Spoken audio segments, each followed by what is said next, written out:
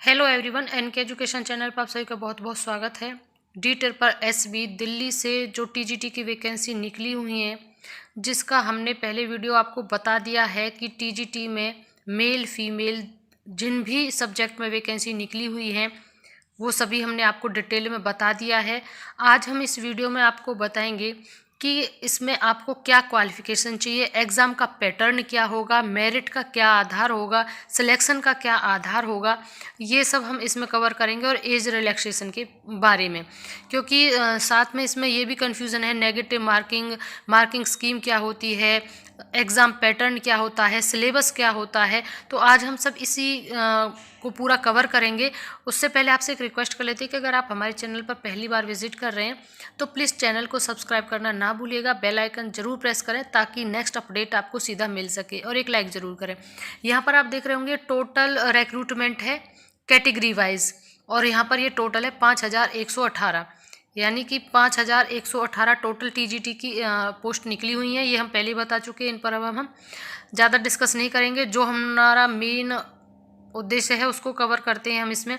यहाँ पर आगे जब इस एडवर्टीज़मेंट को हम देखते हैं तो सब्जेक्ट वाइज और पोस्ट कोड वाइज इन्होंने पूरा डिटेल में दिया हुआ है कि आपको क्या क्या एसेंशियल क्वालिफिकेशंस चाहिए।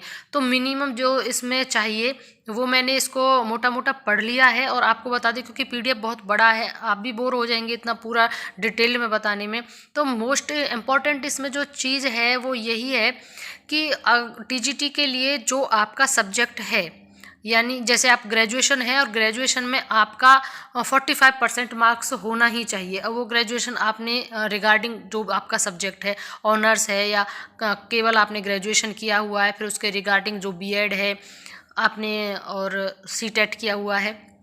यहाँ पर बात हो रही है एसेंशियल क्वालिफिकेशन की। तो जो आपकी ग्रेजुएशन वाली है, चाहे वो ऑनर्स हो या नॉर्मल ग्रेजुएशन हो, उसका एग्रीगेट जो है वो 45% आपका होना चाहिए।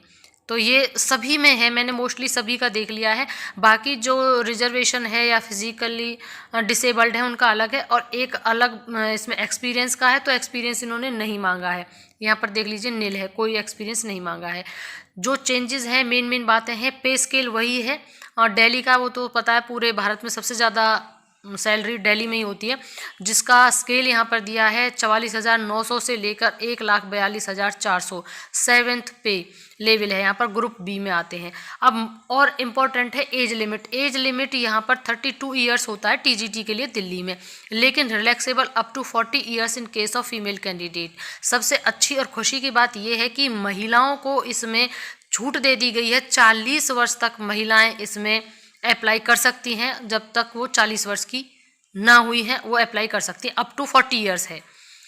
आगे और इसमें हम कवर करेंगे इसी प्रकार से। मेन चीज़ें यही है, ये कैटेगरी वाइज और सब्जेक्ट वाइज चल रहा है। इसमें मैंने अब आपको एज भी बता दिया है, मेल का वही रहेगा एज क्राइटेरिया, केवल फीमेल का बदला है, एक्सपीरियंस का कुछ नहीं है। और एक इन्होंने जो इसमें एज रिलैक्सेशन दिया है उनको भी दिया है जिन्होंने कॉन्ट्रेक्चुअल यहाँ पर जॉब किया हुआ है मैक्सिमम 5 ईयर्स का, उनको भी इन्होंने एज में रिलैक्सेशन दिया है।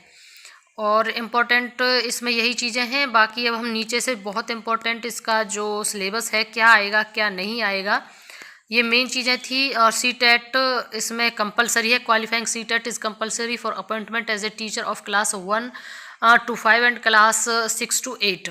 यहाँ पर ये भी चीज़ है, इम्पॉर्टेंट है, ये भी हमने आपको बता दी है। तो सीटेट चाहिए ही चाहिए इसमें। ये यहाँ पर कैटेगरी वाइज है, ये सभी इसी तरीके से पोस्ट और पोस्ट कोड चलती रहेंगी। जैसे यहाँ पर सोशल साइंस मेल का है तो एसेंशियल क्वालिफिकेशन दिया हुआ है, यहीं पर है वो ग्रेजुएशन है या ऑनर्स है, 45% मार्क्स आपके चाहिए, उसके साथ में आपका बीएड सीटेट ये चाहिए। तो इसके बाद अब हम सीधा स्क्रॉल डाउन करते हुए नीचे आ जाते हैं, जहाँ से स्टार्ट हो जाता है आपका, क्योंकि यहाँ पर ऑफिशियल वेबसाइट से इसे लिया गया है। क्योंकि सिलेबस आप जब गूगल पे सर्च करते हैं तो कोई कुछ बताता है, कोई कुछ बताता है, जिसकी वजह से आपकी स्ट्रेटजी कमज़ोर पड़ जाती है और आप उसे क्रैक करने में भी कमज़ोर हो जाते हैं। इसलिए हमेशा जब भी आप तैयारी करें तो सबसे पहले आप ये देखें कि जो आपने मटेरियल लिया है वो लिया कहाँ से है। डिपेंड करता है कि आप मटेरियल कहाँ से कलेक्ट करते हैं, तो उसका ऑथेंटिक होना बहुत ज़रूरी है। यहाँ से देखिए, यहाँ से इंस्ट्रक्शन से शुरू हो जाती हैं इसमें यहाँ पर तो कैटेगरी बताइए, जब आप फॉर्म को फिल करेंगे तो कौन कौन सी शॉर्ट फॉर्म है उनको अप्लाई करेंगे। तो ये आप देख लेना, पीडीएफ में अपने इसी वीडियो के साथ टेलीग्राम चैनल का लिंक शेयर कर दूंगी, उस पर जाकर आप ये पीडीएफ देख लेना, अप्लाई हो जाएगा, वहाँ से एप्लीकेबल होगा, देखना। यहाँ पर ये वेबसाइट ज़रूर आप नोट डाउन कर लें, ये बहुत इंपॉर्टेंट है। आगे जितना भी आपको अपडेट मिलेगा ना, इसी वेबसाइट के माध्यम से मिलता रहेगा। स्क्रीनशॉट ले लें। और यहाँ पर आप 8 मार्च तक, 8 फरवरी से 8 मार्च तक अप्लाई ऑनलाइन, केवल ऑनलाइन मोड पर है, ये ध्यान रखने, और अदर मोड कोई भी एक्सेप्टेबल है ही नहीं।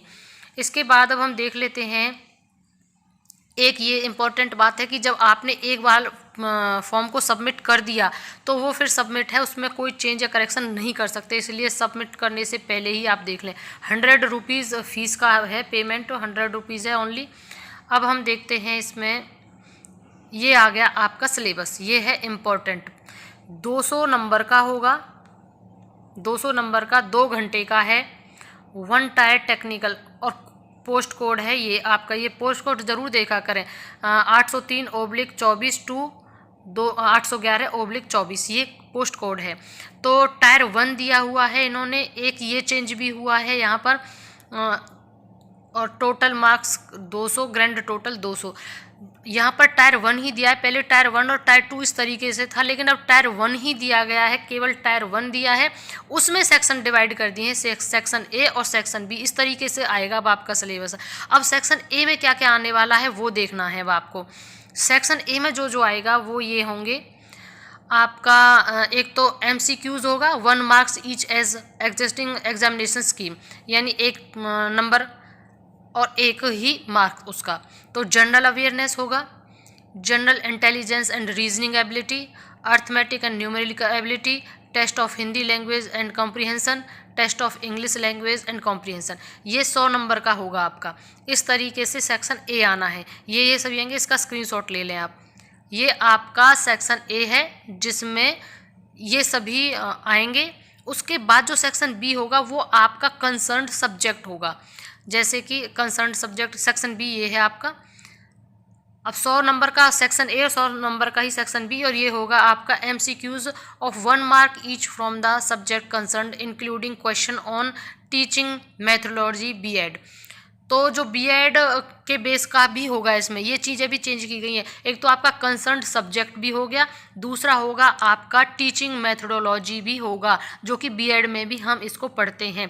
तो ये चीज़ भी इसमें थोड़ा अलग है, पहले जो हम उस टाइम में हमने दे देते ओनली एंड ओनली सब्जेक्ट होता था, तो इसलिए इसमें ये 2 चीज़ें हैं, इसलिए हमने पहले कहा कि स्ट्रेटजी अच्छी होनी चाहिए, हमें पता होना चाहिए। अब हमें ये पता हो गया कि अब हमें अपना जो मेहनत है ना वो लगाना कहाँ है, तो ये आप इसका भी स्क्रीनशॉट ले लें, आपकी मेहनत यहाँ लगनी है। उसके बाद बाइलिंगुअल होगा, यानी हिंदी और इंग्लिश दोनों में आपको पेपर देखने को मिलने वाला है। और यहाँ पर ये बहुत इंपॉर्टेंट है, ये ही चेंजेस हुए हैं, जो 2-3 चेंजेस हुए हैं, यही हमारी स्ट्रेटजी होती है कि हमें किस तरीके से तैयारी करना है। For applicant of technical teaching post code, ये आपका पोस्ट कोड है। The mandatory minimum qualifying marks in tier 1 examination will be applicable only in ROS section B which is domain subject specific, there will not be any minimum qualifying marks in section A.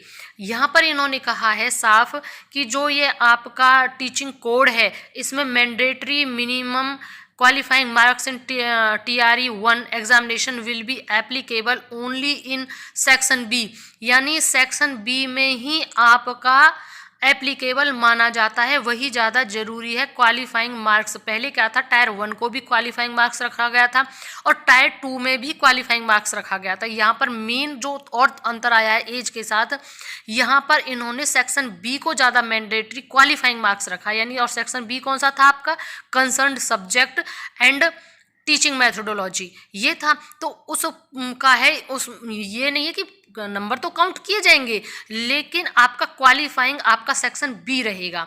And आगे इन्होंने क्या कहा है कि there will not be any minimum qualifying marks in section A, तो साफ लिख दिया इन्होंने, there will not be any minimum qualifying marks, कुछ नहीं होंगे सेक्शन ए के, जिसमें सभी सब्जेक्ट आ रहे थे, तर्क वाले जो थे सारे, रीजनिंग वाले, और however combined aggregate marks of both section A and section B will be record, माना जाएगा इनको, यानी कि उन्होंने कह दिया हाउएवर फिर भी जो एग्रीगेट होगा यानी सेक्शन ए और सेक्शन बी दोनों को एग्रीगेट करके जोड़कर ही फाइनल लिस्ट में उसको दिया जाएगा। भले ही सेक्शन बी आपका डोमेन सब्जेक्ट है और उसी को क्वालिफाइंग मार्क्स में रखा जा रहा है, लेकिन सेक्शन ए में जितने नंबर आप लेंगे वो दोनों ही जुड़कर आपकी फाइनल मेरिट लिस्ट में शामिल होंगे। यहाँ पर माना गया है record for the preparing the final merit list, यहाँ पर इन्होंने क्लियर कर दिया है। तो ये दो बहुत बड़े चेंजेस हुए हैं जिनका आपको बहुत फायदा मिलने वाला है। पहले क्या था कि अगर आपने सेक्शन ए में भी क्वालिफाइंग मार्क्स रखे जाते थे, अगर आपके उसी में क्वालिफाइंग मार्क्स नहीं है तो आपका सेक्शन बी बेकार गया, ये समझ लीजिए। अब ऐसा नहीं है, तो ये भी आपको बहुत बेनिफिट देने वाला। और एक नेगेटिव मार्किंग है, आप ध्यान रखिएगा इस चीज़ का, नेगेटिव मार्किंग है, negative marking will be applicable and deduction होगा 0.25 मार्क्स का। इस तरीके से अगर आप 4 प्रश्न का गलत करते हैं तो आपका 1 नंबर गया, क्योंकि 0.25 इस तरीके से करके आपका 1 नंबर चला जाएगा। बाकी का इसमें और डिटेल्ड में मेन चीज़ें यही थी जो कि आपको स्ट्रेटजी बनानी है। बाकी हम आगे भी इसकी तैयारी के लिए इसके हिस्सों में लेकर पूरे पार्ट्स में किस तरीके से तैयारी करनी है वो भी जल्दी वीडियो लेकर आने वाले हैं। अब यहाँ पर क्वालिफाइंग मार्क्स देख लेते हैं, जिसमें कि कैटेगरी वाइज इन्होंने दिए हुए हैं। 40% तो होंगे जनरल के लिए, ओबीसी के लिए 35% होगा और SC ST के लिए 30% होगा। ये तो क्वालिफाइंग है, लेकिन जो मेरिट बनता है वो बनता है इस आधार पर। यहाँ पर मैंने अभी से देखा था कहाँ है, क्योंकि बहुत टाइम हो गया। इसके बाद नेक्स्ट वीडियो में मैं सारी चीज़ें और आगे कवर करूँगी, क्योंकि वीडियो बहुत बड़ा हो जाता है ना, फिर समझ भी नहीं आता है। इसमें इन्होंने लिखा हुआ था, मैंने पढ़ा है कहीं पे, फ़िलहाल मुझे नहीं दिख रहा है, जिसमें इन्होंने लिखा हुआ था ये परसेंटेज तो इन्होंने बता दिया कैटेगरी वाइज कि कौन कितने पर क्वालिफाइंग होगा, लेकिन यही आपका क्राइटेरिया नहीं होता है सिलेक्शन का। उसमें मेरिट कितना जाती है ये भी डिपेंड करता है। क्वालिफाइंग तो आपका हो गया 40% पे एज ए जनरल कैटेगरी, लेकिन अब 40% पर जितने भी स्टूडेंट्स ने वहाँ पर दिया और उनकी मेरिट गई है, तो मेरिट अगर हाई जाती है उसी, और वैकेंसी इन्होंने जितनी निकाली है उतनी ही रहेंगी, तो जिस हिसाब से मेरिट जाती है और जितना वैकेंट पोस्ट होती है उस हिसाब से रिक्रूटमेंट होता रहता है। बाकी नेक्स्ट वीडियो में हम कवर करेंगे, सो प्लीज़ चैनल पर बने रहिएगा। वीडियो को अंत तक देखने के लिए thank you and thanks for watching.